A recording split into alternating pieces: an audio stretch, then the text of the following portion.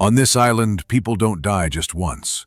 They die hundreds of times, in memory, in screams, and in walls that never stop moaning.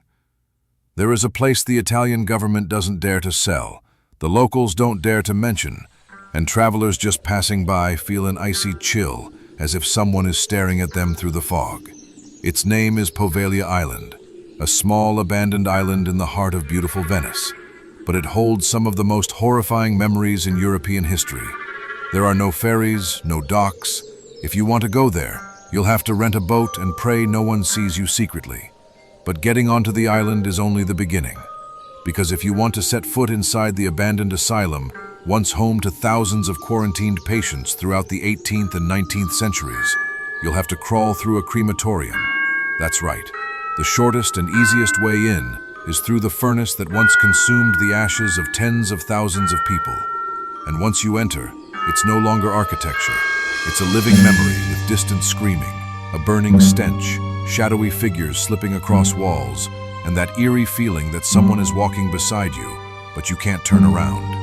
Some say they've seen a girl with no eyes, just blood oozing from two black holes, a twisted smile stretching to her ears, and a gaze, no, not a gaze, just two hollow sockets staring straight at you.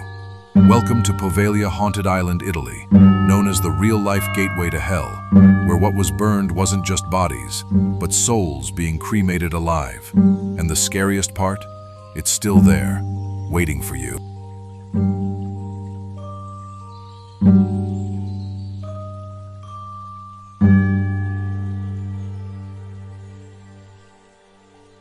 There are places made for the living, and there are places only fit for dying. Amid the splendor of Venice, where the water reflects magnificent palaces, lies a tiny island so small it nearly disappears from tourist maps. But Poveglia Island has never been forgotten. On the contrary, it is deliberately avoided, as if history itself tried to bury something that should never be mentioned again.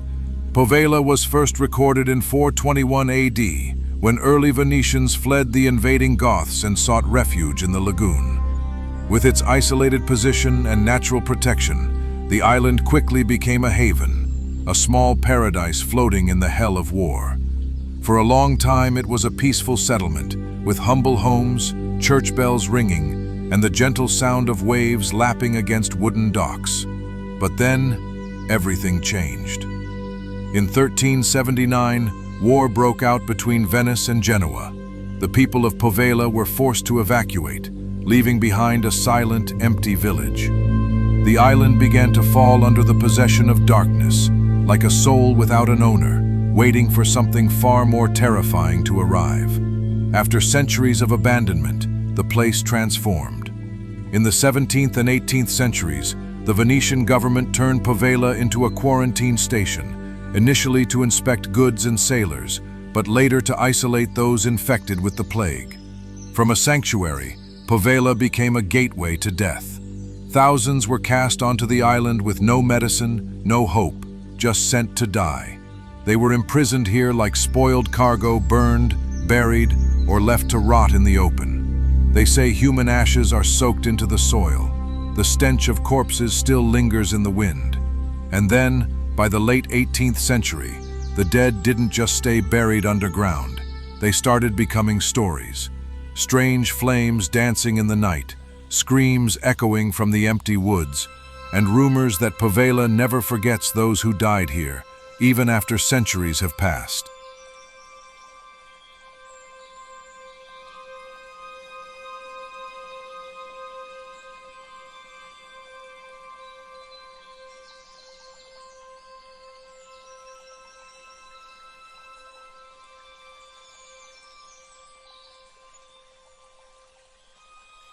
You can burn a body, but how do you burn someone's fear when it's still screaming in the air? When the plague swept through Venice in the 18th century, death was no longer a stranger. It became part of daily life. But on Poveglia Island, death didn't just arrive, it stayed, and it was never silent. As mentioned before, the island was once a peaceful refuge, but when Venice fell into darkness, Poveglia was chosen by the authorities as a place of forced quarantine, not for medical care, but for despair. In 1776, the island was officially handed over to the Public Health Office to manage irrecoverable cases. From that moment on, it became land not meant for the living. No doctors, no treatment, no hope. Only fire and thousands of bodies. When the plague surged again in 1793, 2 ships with infected passengers were ordered to stop here. But since Lazzaretto Vecchio and Lazzaretto Nuovo, the 2 main quarantine islands were already overflowing, all the patients were dumped on Poveglia. No hospital beds, not enough food, not even coffins. They died on the ground, died in fear, died while still begging for help, and the survivors were forced to dig mass graves called plague pits to bury their friends, their families, or burn them when too many corpses began to rot. There's a theory that 50% of the island's soil is human ash, but what haunts more are the discoveries made later. In the mass graves, archaeologists found skulls with stones jammed into their mouths, an ancient exorcism ritual. Back then, people believed that if a corpse still bled from the mouth, it wasn't a person anymore. It was possessed, and it needed to be silenced, forever. These vampires of Venice didn't have fangs. They had bulging eyes, jaws clenched shut by stones, and bodies buried in damp soil not for rest, but for sealing. And then, those souls began to stir. 19th century witnesses spoke of it. At night, when the wind swept through the wild grass, they heard gasping breaths, footsteps splashing through wet earth, and the burnt stench of charred flesh clinging to their collars, even hours after leaving the island. Poveglia Island isn't just a place of death, it's a furnace of memory, where what was burned in bodies still lingers in the fog, trying to find its way back.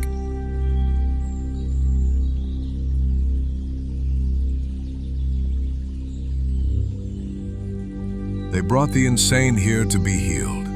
But what was truly removed was their soul. When the plague receded, Poveglia did not return to peace. Instead, it simply changed the shape of death. From burning corpses in the night, the island became a prison for souls trapped in their own flesh, mental patients labeled as disturbed, dangerous, inhuman. In 1922, the Italian government built a psychiatric facility on the island. In theory, it was a hospital. In reality, it quickly became a dark laboratory where science was twisted by lust and power.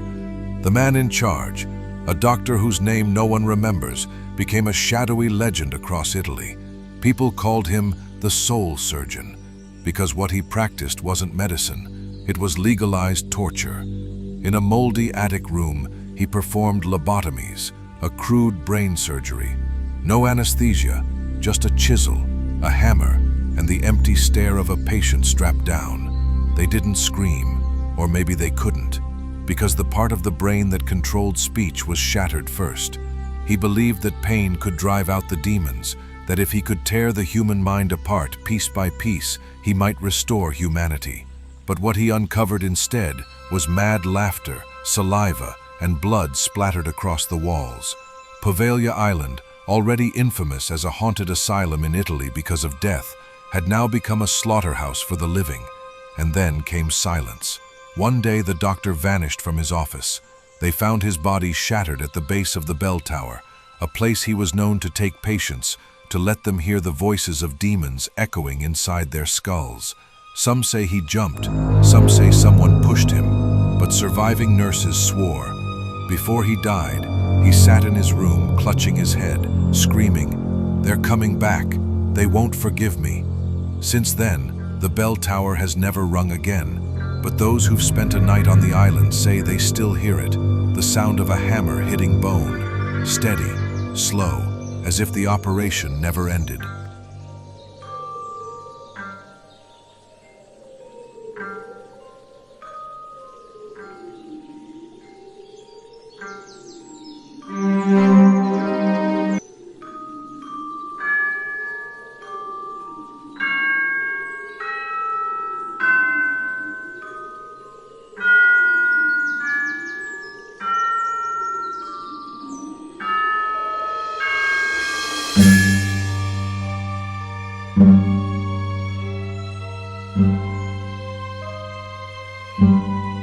They no longer have bodies, yet they still walk the halls.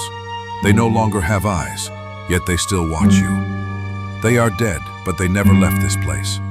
Poveglia doesn't need the living to feel crowded. Even though it's been abandoned since 1968, the island remains filled, bursting with souls, as if every wall, every brick, has memorized each death, each final scream. The spirits here aren't faint, like in fiction. They have shape, they have personality. They laugh, they cry, they rage like real people. The only thing they lack is life. Pietro, the legless man who still runs. Pietro was a patient who had both legs amputated, allegedly during a failed experiment. Now he feels no pain, but his old, rusted wheelchair still rolls, without anyone pushing it. They say when night falls, the sound of metal wheels scraping the stone floors begins moving from the top floor to the bottom, sometimes fast, slow, sometimes crashing into the walls, as if Pietro is still, trying to escape something. The terrifying part? You never see him. Only fresh bloodstains were smeared across the floor. Federico, the smile that never stops. Federico doesn't scream, he doesn't groan, he laughs. But it's not a laugh of joy. It's the broken laugh at someone trying to hold on to memory by crushing it. Ghost hunters have recorded a chilling laugh high like a child, but raspy like a dying man coming from the men's bathroom at exactly 3 a.m. In one recording, the laughter stops suddenly. Then a whisper follows. Stop laughing. He's listening. Little Maria, the child who never went home. A girl around 7 years old, barefoot, wearing a tattered dress. She often appears along the western shore at dawn or just before sunset. She doesn't run. She doesn't sing. She just stands back, turned, head slightly bowed, sobbing softly from a chest that no longer holds a heart. One group of tourists once shouted, "Maria," when they spotted her faint silhouette in the mist. She turned around, but her face had no features, just a stretched, smooth layer of skin like a wax mask. The eyeless girl, the final twisted smile. No one knows her name, but no one forgets that smile. She appears in the operating room, slowly stepping out of the shadows, head tilted, hair covering her face. If you speak or try to back away, she lifts her hair with both hands, revealing a face with two deep, empty sockets oozing black blood, dripping down her neck. She doesn't cry. She smiles, a grin twisted to her ears, as if having her eyes gouged out was the best thing that ever happened to her. And no matter where you run, she always appears ahead of you. Poveglia Island ghost stories aren't just rumors, they're warnings that some deaths never end, and some pain can't be erased with time. Because this place doesn't keep bodies, it keeps forgotten souls.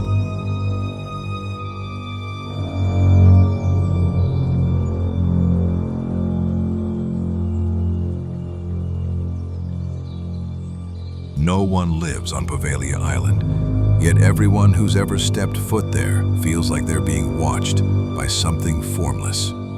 As stories of Poveglia Island, Venice's haunted island, spread, countless thrill seekers have tried to sneak in.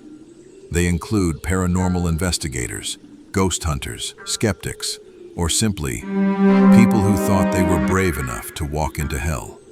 But all of them, whether bold or reckless, left the island with the same hollow stare and the same haunting words.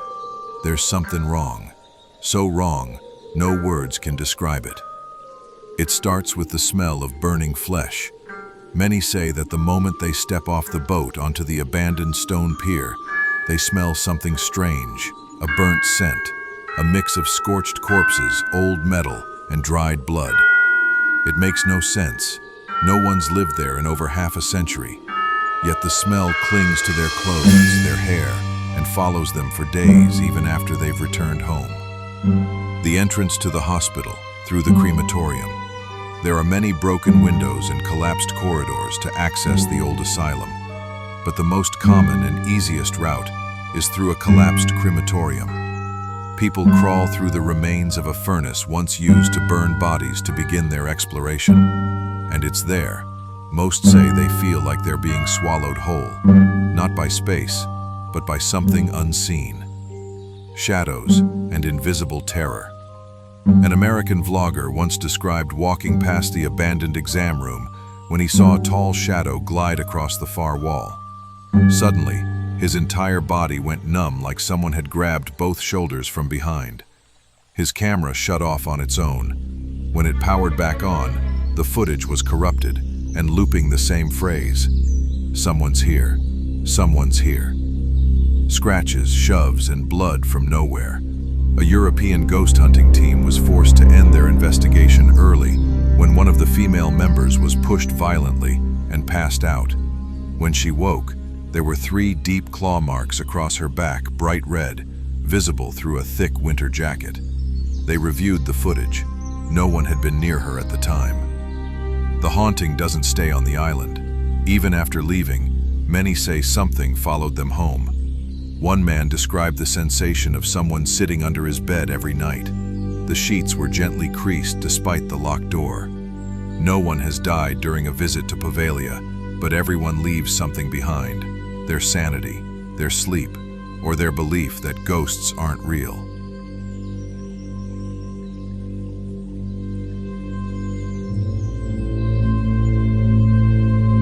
You look down at the water, and it looks back. But what's staring at you isn't a fish. It's a human eye, wide open, motionless, as if it had never been allowed to close after death. After leaving the abandoned hospital, many believe they've escaped. But Poveglia Island doesn't just haunt the surface. It lives beneath the water, within the fog, inside every inch of rotting soil and black shore mud. There's a whispered warning passed around Venice. Don't look down at the water around the island, because if you see your reflection, you might no longer be yourself. Water mirrors and unfamiliar faces. A German filmmaker, while setting up a drone shot around the island, walked toward the water's edge to adjust the angle.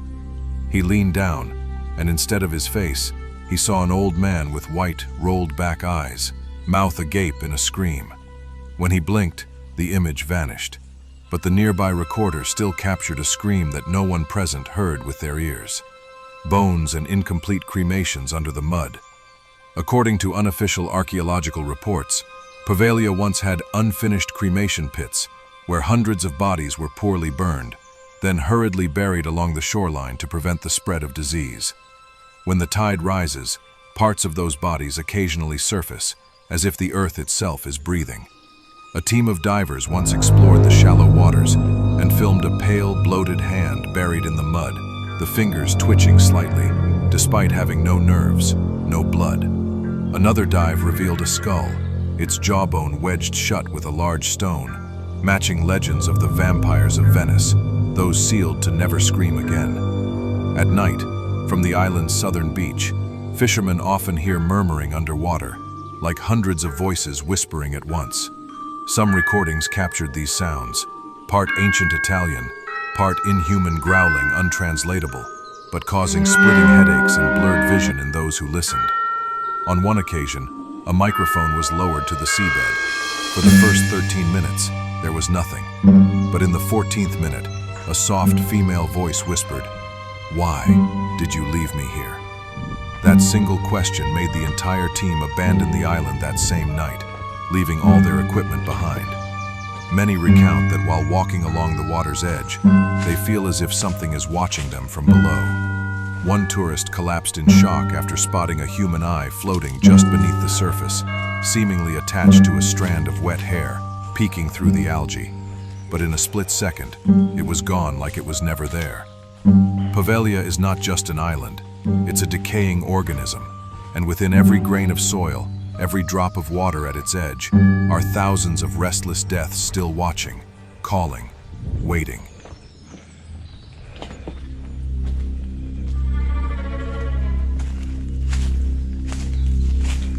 If it's just a haunted island, then why did the Italian government completely ban civilian access and erase all records related to Poveglia within 24 hours? Since 1968, Poveglia has been officially sealed off. No residents, no maintenance, not included on tourist maps. Fishing boats passing nearby are warned to keep a minimum distance of 300 meters. The reason given? Structural instability. But there are places far more decayed, far more dangerous that are still preserved, restored, even celebrated as historical landmarks. But Poveglia? It wasn't forgotten. It was deliberately buried, medical records erased overnight. An American investigative journalist traveled to Venice in 1996 to research the alleged experiments at the Poveglia Asylum. After collecting substantial documentation, he submitted a request to the Venice Medical Archives for official hospital records. 2 days later, the entire archive from 1920 to 1968 was reported lost in a warehouse fire. In 2014, a private Italian corporation proposed leasing the island for 99 years to transform it into a luxury resort. They pledged to invest over 30 million euros, including funds for architectural preservation. The Italian government rejected the offer without explanation. International media picked up the story. Then it disappeared. The project's official site was removed within 72 hours, with no cached version remaining.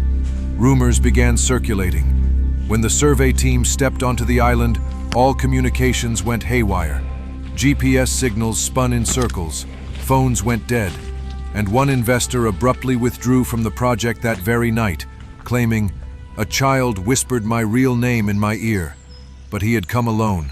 A chilling theory emerged among European spiritual researchers, that Poveglia was once used as a holding ground for dangerous souls, perhaps from failed exorcisms, or individuals of concern secretly transferred by the Vatican.